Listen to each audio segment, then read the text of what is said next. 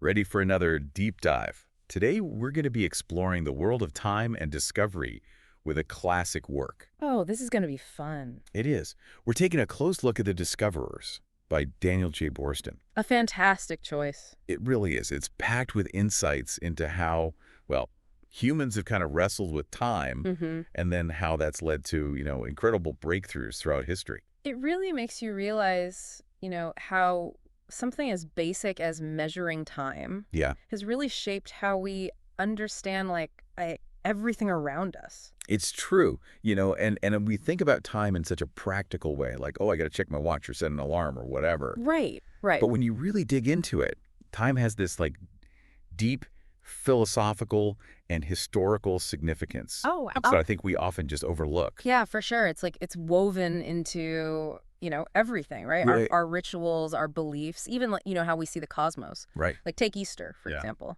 Did you know that the date of Easter is like a direct link back to ancient lunar calendars? Got to be honest, I never really thought about where the date of Easter comes from. Right. I just figured it was, Easter. Well, it's always been It's Easter. always been there. Yeah. But it's a fascinating story. Okay. Christianity, just like Judaism, it has deep roots in the lunar calendar. Okay. So to make sure those religious holidays Right. stayed aligned with, the cycles of the moon, they created what they call movable feasts.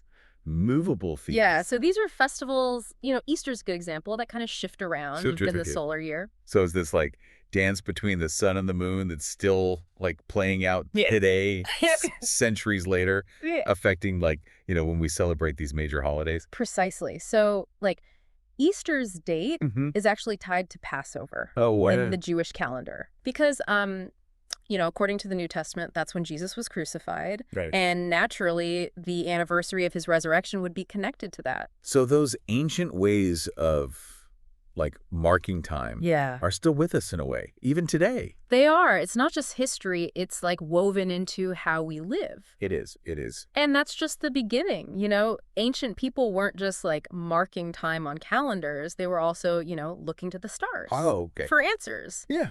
Astrology was a really big deal back then. Oh, sure. It combined, what we might consider now to be science and religion all into one. Okay, astrology. So I've definitely checked my horoscope a couple of times, Of course, who hasn't? but was it really seen as science to the Romans?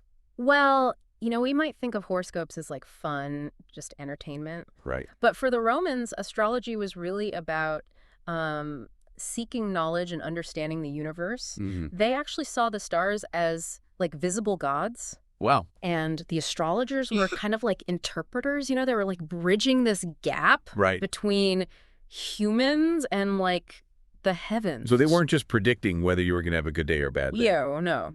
They were correct. trying to understand, I guess, humanity and the universe. Exactly, yeah. They really believed that the stars held clues to our past, Oh, wow. our present, and our future. Okay. And this belief really fueled a drive to track time and measure it really accurately, Right. which led to some fascinating innovations. Okay, yeah. I mean, we all know about sundials, Oh, of course. but, those seem kind of basic, right? Oh, yeah. Sundials, they were clever, Wow. for their time, but let's Yeah. be honest, they're not exactly precise. Right. Can you imagine trying to time a quick errand, Right. let alone a, scientific experiment with a sundial? Yeah, I can see that being a bit of a problem. And, I mean, wouldn't the accuracy change depending on, the season and where you were in the world? Yeah, absolutely. A sundial that was calibrated for Rome wouldn't work in, Athens. Right. The length of daylight changes, throughout the year Yeah. and at different places on Earth. Sure. So people needed other ways to measure time, right? Okay, so what did they come up with? Well, the Greeks, always the innovators, Yeah. they developed water clocks. Okay. They called them clepsydras, which translates to, water thieves. Water thieves. Okay, that's an interesting name. I know, right? How did those work? Well, it's kind of all in the name. Okay. So water would slowly drip out of a container, Right. and then the amount of water that was lost, that would tell you how much time had passed. Okay. Simple, but, pretty clever for measuring those shorter intervals. And did they use these for, Practical things, or were they more just like scientific curiosities? Oh, no, they were surprisingly practical. In fact, in Athenian courts, they would use water clocks to limit speaking time during trials. It's like a timer, but with water. Exactly. I guess some things never change, right? Even back then, they knew time was precious in a courtroom. Oh, yeah. But those weren't the only timekeeping game in town, right? What about hourglasses? The hourglass. Or, as it's sometimes called, the sand glass. Right. Another ingenious invention, right? Yeah. They were portable, Sure. visually appealing, watching the sand trickle down. Mm-hmm. But, they had their limits, too. I bet you had to, like, keep flipping them over. Oh, yeah, exactly. Which probably wasn't great for, like, tracking longer periods of time. No, unless you had a giant hourglass, that only needed turning like every 12 hours. Right. But, all of these early methods, they were clever for sure. Yeah. But they still relied on natural phenomena. So when did we finally, like, break free from nature's clock? Yeah. And create a machine to measure time? Well, that brings us to the arrival of the mechanical clock in Europe about the 14th century. Okay. That was a real game changer. Yeah. And it's not a coincidence that the word clock comes from the word for bell. Well, because the earliest clocks were kind of like giant alarm clocks ringing out the hours. You could say that, yeah. That's interesting. They were very tied to, like, the rhythm of monastic life, marking times for prayer and work. So it's like their like pursuit of spiritual discipline accidentally led to this like technological revolution. Exactly. It really highlights how interconnected, like seemingly unrelated pursuits can be. Yeah, that's true.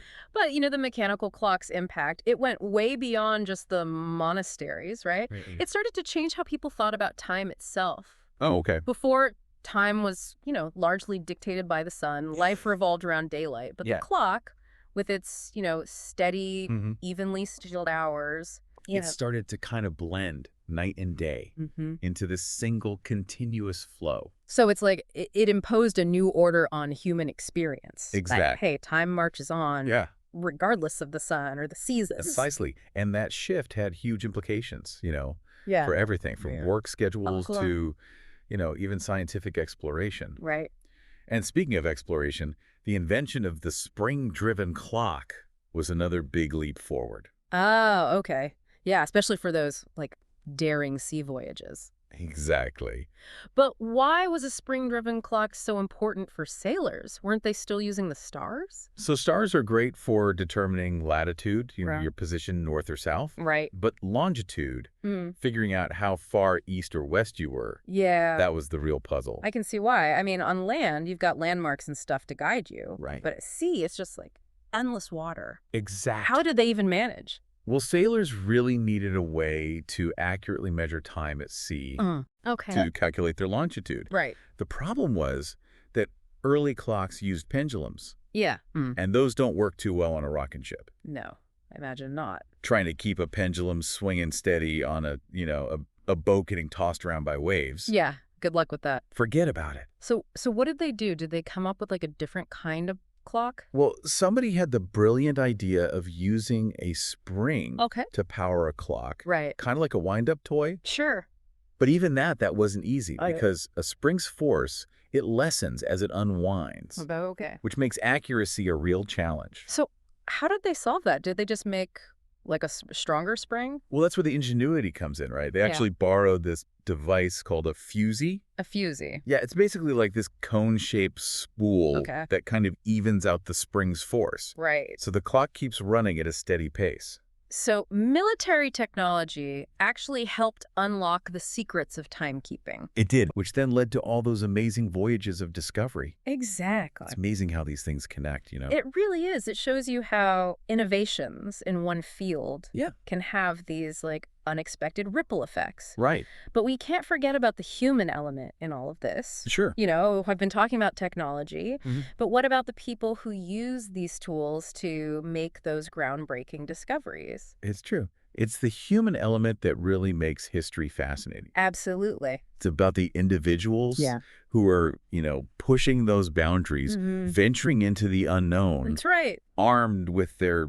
their new timekeeping tools. Exactly. And speaking of venturing into the unknown, I think our deep dive wouldn't be complete without talking about the impact of time and discovery on different cultures. Oh, that's a great point. Yeah, How did their perception of time yeah. influence how they interacted with the world? Yeah, like, for instance, I was reading about how Jesuit missionaries in China actually used their knowledge of Western astronomy Fascinating. and calendars to gain, like, influence within the Chinese government. Mm.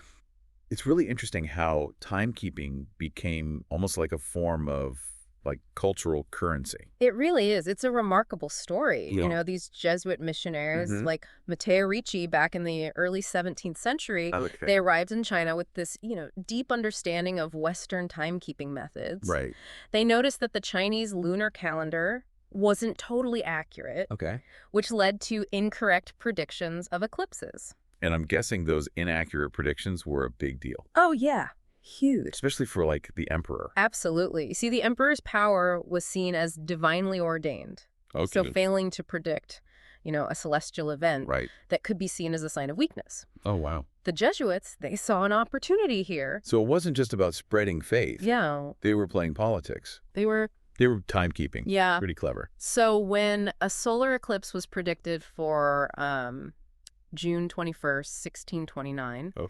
they seized the moment. Hmm?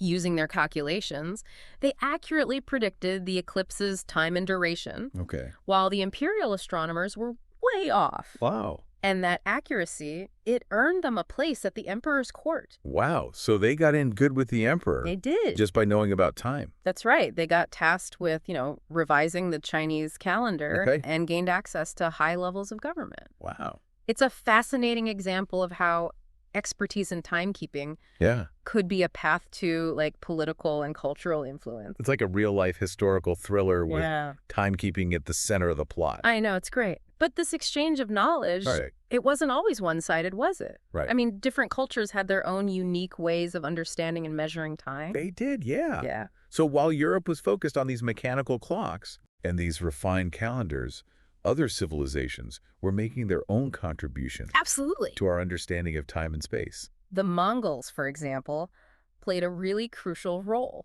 Oh, wow. in facilitating travel Okay. and the exchange of knowledge between East and West. Now, that's surprising. I always thought of the Mongols as, like, these fierce warriors. Oh, they were Not really known for their, like, scholarly pursuits. they were formidable conquerors, no doubt. Yeah. But they also had a surprisingly tolerant and Yeah. pragmatic approach to governing their vast empire. How so?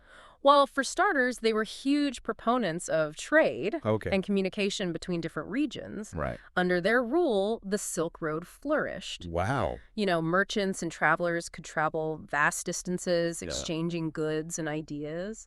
So the Mongols kind of inadvertently created this network for the spread of knowledge, They did. almost like a precursor to the internet, but on a much grander Right. physical scale. Oh, yeah. That's a great analogy. And their tolerance, it even extended to religion. Oh, A Franciscan friar named William of Rubruck, who Yeah. traveled to the Mongol court back in 1253, he was amazed to find priests from all these different religions, coexisting peacefully, that's a great even point. engaging in these, like, theological debates. Wow. So it's like the Mongols created this melting pot of cultures and ideas It did. centuries before globalization. It was a unique moment in history where, thanks to the Mongols' pragmatic approach to governing, Yeah. knowledge flowed freely between East and West. That's so interesting. And that flow of knowledge, it was Yeah. essential for, like, the European age of discovery that followed. Think about Marco Polo. Right, now, Axel. on his travels to the East. Yeah. His descriptions of the Mongol court,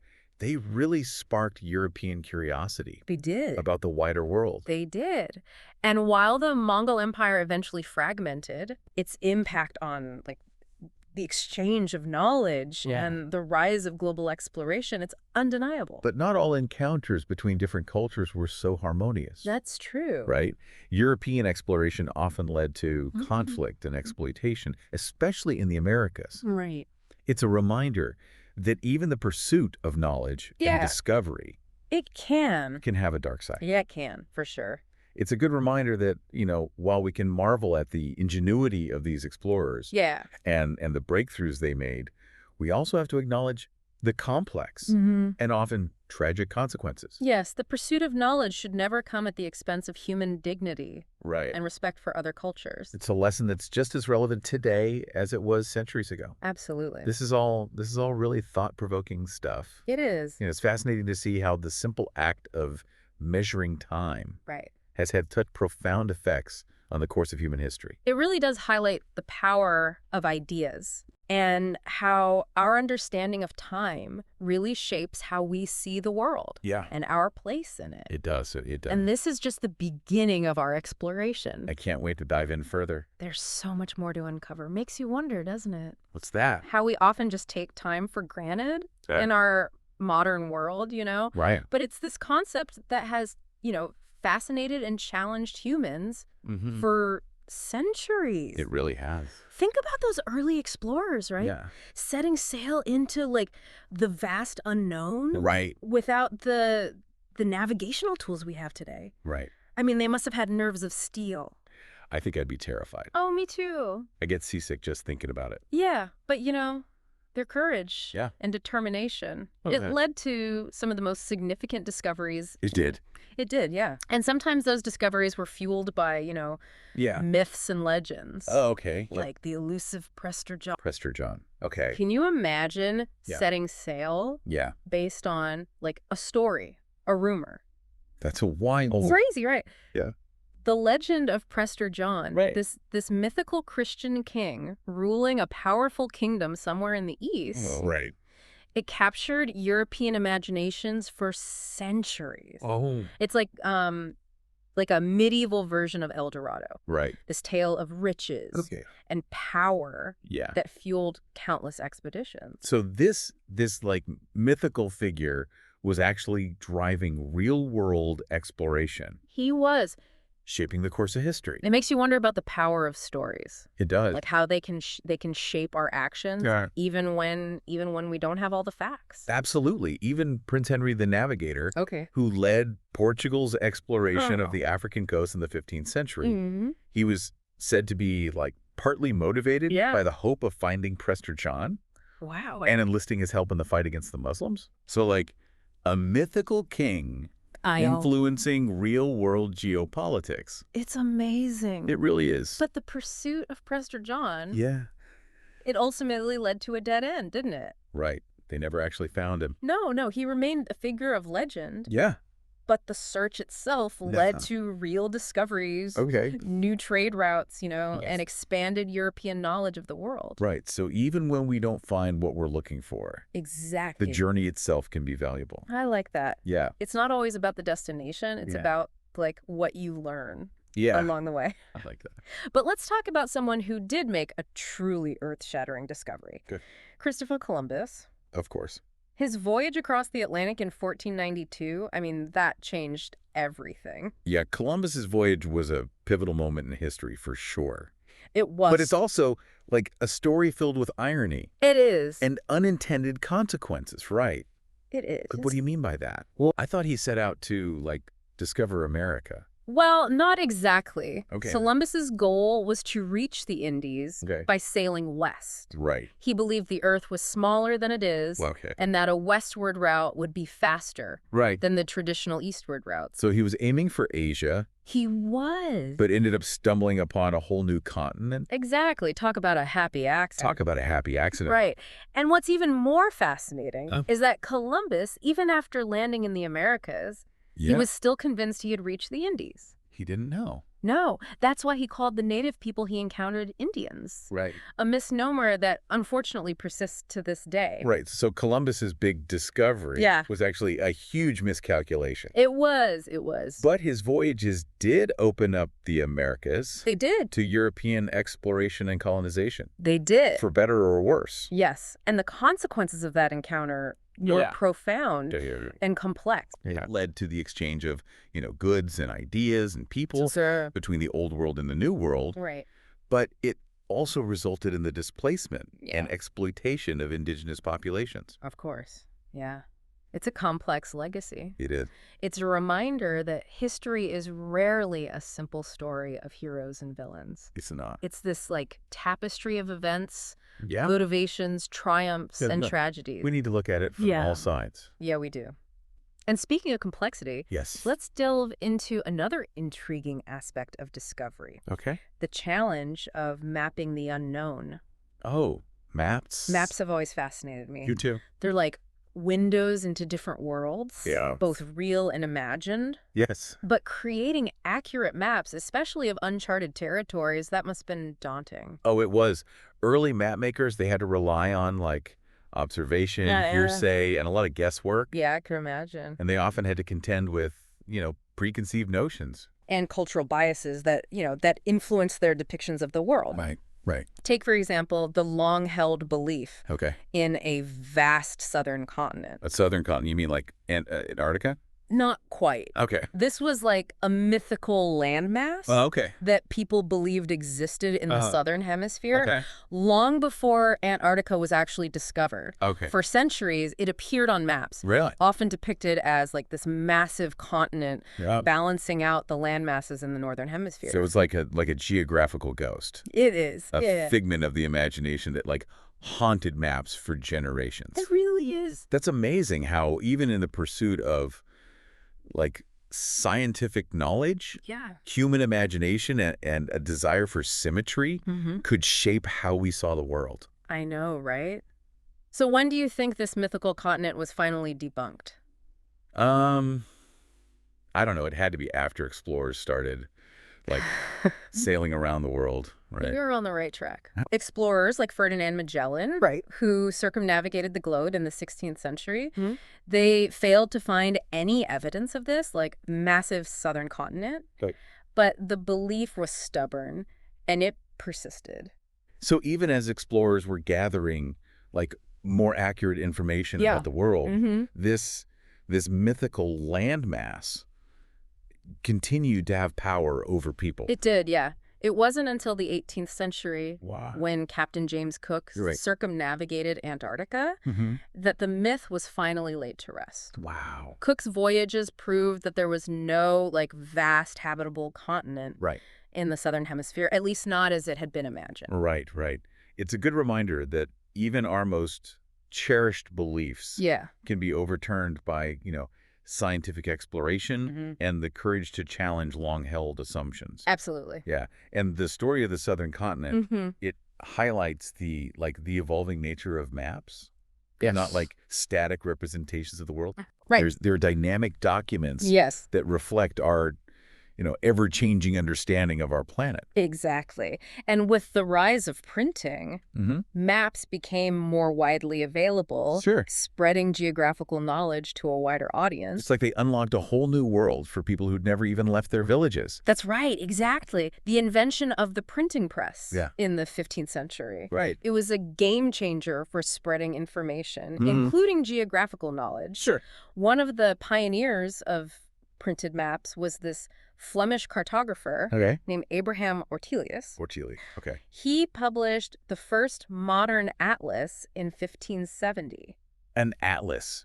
So not just like a single map, Yeah. but like a whole collection band together in a book. It was revolutionary. That must have been incredible. It was. People. It was a landmark achievement Yeah. in the history of cartography. Wow. And it made geographical knowledge Right. so much more accessible. Right. It's like the printing press democratized knowledge, It did. taking it out of the hands of like scholars and elites and making it available to anyone who could read. It was a pivotal moment in the history of knowledge sharing. It was. And it's a reminder that the pursuit of knowledge Yeah. and discovery, it's an ongoing process, It is. constantly evolving as we gather more information and Right. refine our understanding. It's inspiring to think about how far we've come It is. in our understanding of the world. Mm-hmm.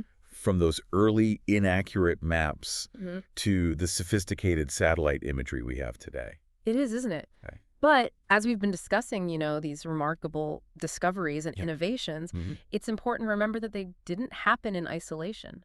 Right. Every discovery, every invention, it builds upon the work of those who came before. Right. Like standing on the shoulders of giants. Exactly. Right. And understanding the historical context Yeah. of a discovery is crucial to appreciating its full significance. I agree. Take, for instance, the invention of the telescope.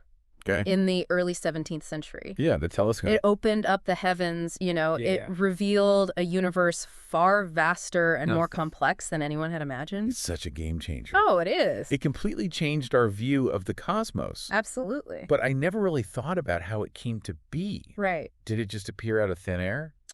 Not at all. Okay. The telescope, it didn't just magically appear. Right. It built upon, centuries of advancements in optics and lens making. Wait a minute. Are we talking about eyeglasses here? We are. Or eyeglasses like a precursor to the telescope? That's a great observation. Yeah. Eyeglasses were invented sometime in the late 13th century. Wow. And they were crucial for the development of later optical instruments. So someone somewhere, Yeah. probably just like playing around with lenses, accidentally discovered they could see things far away. Yeah. With incredible clarity. It's certainly a possibility. Wow. And while eyeglasses themselves weren't fully understood by scientists for several centuries, they paved the way for innovations in optics, including the telescope. So taking that a step further, someone puts two of these lenses together, and boom, the telescope is born. That's the basic idea. That's incredible. It was a moment Yeah. that transformed our understanding of the universe. It really did. The telescope, in the hands of astronomers like Galilei, Of course, Galileo. it allowed us to see the craters on the moon, Right. the moons of Jupiter, Wow. the phases of Venus. And those observations. They challenged the long-held belief They did. that the Earth was the center of the universe. Exactly. Galileo's observations provided compelling evidence Right. for the heliocentric model. Right, the idea that the Earth and other planets revolve around the sun. That's right. So the telescope wasn't just a tool for seeing farther. It was like a catalyst for a scientific revolution. It was. It challenged those long-held assumptions. Yeah. It sparked debates. Right. And ultimately, it expanded our understanding of the universe and our place in it. It's amazing. And, the impact of the telescope wasn't limited to astronomy. No. It also had implications for other fields of study, Like what? like medicine. Oh, okay. How so? The telescope, it inspired scientists to, look inward, to Right. explore the microscopic world Right. hidden from the naked eye. Right. So just as the telescope revolutionized our understanding of the vastness of space, the microscope revealed this, intricate complexity of life at its smallest scale. It's mind-boggling to think that there's a whole other universe right under our noses. Yeah. A world teeming with life that we can't even see Right. without the right tools. That's wild. It really is. And the development of the microscope was closely tied to the scientific revolution of the 17th century, a time of incredible intellectual progress and groundbreaking discoveries. Were there any individuals who, really stood out in advancing microscopy? One name that comes to mind is Robert Hooke, Hooke. an English scientist who published this groundbreaking work called Micrographia in 1665. Micrographia. That sounds like a collection of tiny stories. In a way, it was. Right. Hooke's book was a collection of incredibly detailed illustrations and descriptions of the microscopic world, all based on his observations, using a compound microscope. A compound microscope. Yes. So not just one lens, but multiple lenses working together That's right. to magnify objects even further. Yeah, that must have been quite a sight. It must have been. And Hooke's observations were revolutionary. Okay. He was the first to describe cells, the fundamental building blocks of all living things. Right. He actually coined the term cell because the tiny compartments he observed in cork reminded him of the cells of a honeycomb.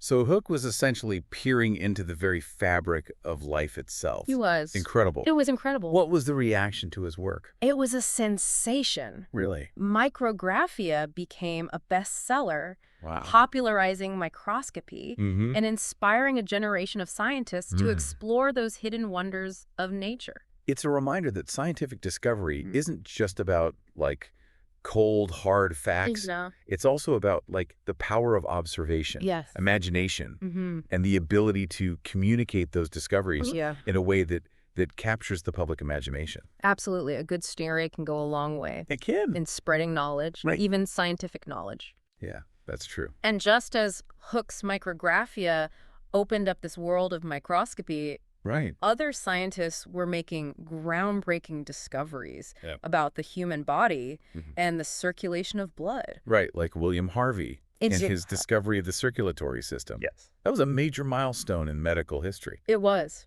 I mean, we take it for granted now. Right. But back then, that must have been revolutionary. It was. Harvey challenged the long-held Galenic view of the circulatory system, which had dominated medical thought for centuries. Galenic? You mean like Galen, the ancient Greek physician? That's right. His ideas were still influential in the 17th century. They were, yeah. Galen's theories, based largely on animal dissections and philosophical reasoning. Yeah. They had been accepted as truth for over 1,000 years. So Harvey was going up against some pretty established ideas. Oh, he was. He must have been a courageous thinker. He was. And his approach was remarkably modern. Okay. He combined meticulous observation, careful experimentation, and rigorous reasoning to reach his groundbreaking conclusions. So what was Harvey's big breakthrough? Well, he demonstrated that the heart acts as a pump, circulating blood throughout the body in a closed system. Right. He showed that blood flows through arteries away from the heart and returns through veins. Right. It seems obvious to us now. It does. But back then, that was a revolutionary concept. It was a revolutionary concept. It's like he mapped the circulatory system. Exactly. Revealing this intricate network of blood vessels that keeps us alive. A perfect analogy. Yeah. And Harvey's work had a profound impact on medicine. Of course. It paved the way for a more scientific and evidence-based approach to understanding the human body. Right. Another example of how challenging long-held assumptions and embracing a spirit of inquiry can lead to breakthroughs. It's a testament to the power of curiosity and the courage to question the status quo. Yeah, it is. And Harvey's work also highlights how different fields of study can influence one another. Yeah. His discoveries in medicine were influenced by advancements in other areas like physics and mechanics. So the scientific revolution was like a symphony of ideas. Yes. With different disciplines influencing and enriching one another. Beautifully put. That cross-pollination of ideas was essential to the remarkable progress of science during this period. Yeah. But as we delve deeper into the history of scientific discovery, we encounter another fascinating phenomenon, the rise of scientific societies and the importance of collaboration and communication. So scientists weren't just like lone geniuses working in isolation. No. They were actually sharing their ideas, working together. Exactly. The 17th century saw the emergence of formal scientific society, like the Royal Society in England and the Académie des Sciences in France. Right, so it's like the birth of the scientific community, this network of brilliant minds working together to push the boundaries of knowledge. That's a great way to put it. These societies played a crucial role in fostering the scientific revolution. Okay. They provided venues for presenting research findings, publishing scientific journals, and promoting a culture of open inquiry and debate. So science wasn't just this private pursuit anymore. No. It was becoming a public endeavor. Exactly. With a growing community of participants. Yes. All eager to, share their discoveries and build upon each other's work. That's right. I wonder if the printing press played a role in this as well. Oh, absolutely. Okay. The printing press was instrumental in disseminating scientific knowledge beyond the confines of those elite societies. Yeah. One of the key figures in promoting scientific communication was Henry Oldenburg. Oldenburg, okay. First secretary of the Royal Society. Oldenburg, didn't he have something to do with, scientific journals? You're right. Oldenburg, he recognized the importance of sharing scientific knowledge with a wider audience. Right. He pioneered the concept of scientific journalism, publishing the first issue of Philosophical Transactions in 1665. Philosophical Transactions. Yeah. That sounds like a pretty serious publication. It was. Philosophical Transactions was the first scientific journal in the modern sense. Wow, okay. It published summaries of scientific experiments, observations, and discoveries. So a digest of the latest scientific findings? Exactly. Making cutting-edge research accessible to a wider audience? Precisely. That must have been exciting. Oh, it was. For people interested in science back then. It was a game changer. Yeah. And it helped establish a culture of transparency and collaboration in science. Right. researchers could build upon each other's work. Yeah. Which really accelerated the pace of discovery. It's amazing to think about how the printing press... I know, right. Which started out as a way to, copy religious texts. Yeah. Ended up playing such a vital role in the scientific revolution. It did. It really helped spread new ideas far and wide. It did, yeah. It's like the printing press gave birth to a new form of scientific discourse. It did. One that transcended national boundaries and fostered a global community of knowledge seekers. That's right. That's inspiring. So we've gone from these lone geniuses working in isolation to this vibrant, interconnected community of scientists. Right. All sharing their discoveries and pushing the boundaries of knowledge. That's incredible. It's a remarkable story of human ingenuity and collaboration. But as we explore the lives and works of these groundbreaking scientists, we encounter a figure who stands apart as a true giant of intellectual history. Okay, who's that? Isaac Newton. Ah, Newton. Yes. The apple gravity. Yes. The laws of motion. Oh, that's great. His name is synonymous with scientific brilliance. It is. He's like the ultimate scientific rock star. He was undoubtedly one of the most brilliant minds in human history. Yeah. His contributions to physics, mathematics, and astronomy were truly revolutionary. But I've also heard he was kind of an enigma. He was, yeah. Like a complex and sometimes contradictory figure. That's true. Newton was a deeply religious man. Okay. Yet his scientific discoveries challenged traditional theological views of the universe. Right. He was brilliant and insightful, but also prone to secrecy and fierce rivalries. So he was a man of both profound intellectual gifts. He was. And human flaws. He was. It makes him even more interesting, don't you think? It does. And understanding both aspects of his personality is crucial to appreciating the full scope of his achievement. Yeah, I agree. But let's focus on his scientific breakthroughs for a moment. Okay. His book, Principia Mathematica, published in 1687. Okay. It laid the foundations for classical mechanics and our understanding of gravity. It's like he cracked the code of the universe. He did. Revealing the fundamental laws that govern the motion of objects. Exactly. From apples falling from trees to planets orbiting the sun. That's a great way to visualize it. Yeah. Newton showed that the same force that causes an apple to fall to the ground also holds the moon in orbit around the Earth. So he unified the earthly and the celestial. He did. Revealing this, interconnectedness of the cosmos. It is. It's a beautiful concept. It is. And his laws of motion and universal gravitation. Yes. They provided this framework for understanding the physical world. Right. That's still valid today. That's right. It's amazing how much we still rely on Newton's work. It is. Even centuries later. It is a testament to the power of the human mind. It is. To unlock the secrets of nature. Yeah. But his contributions weren't limited to physics, right? Right. He also made significant advances in mathematics. He did. Optics, and even alchemy. He did. He developed calculus. Wow. This powerful mathematical tool for analyzing change and motion. Right. He studied the nature of light and color, demonstrating that white light is actually composed of a spectrum of colors. Wow. And he was fascinated by alchemy. Alchemy? Yes. That seems a bit strange. It does, doesn't it? Yeah, for such a rational, scientific mind. It might seem that way to us today. Right. But, the boundaries between science, the boundaries between science and what we now consider pseudoscience, they're much more fluid in Newton's time. So alchemy wasn't just about, magic and mysticism. No. It was also a kind of precursor to modern chemistry. This pursuit of, understanding the properties of matter and how it transforms. Precisely. And Newton's interest in alchemy, while it might seem, a bit out of place to us, it really reflects his boundless curiosity and his drive to explore, the mysteries of the natural world. It's sometimes even the greatest minds can be drawn to ideas that seem a little offbeat.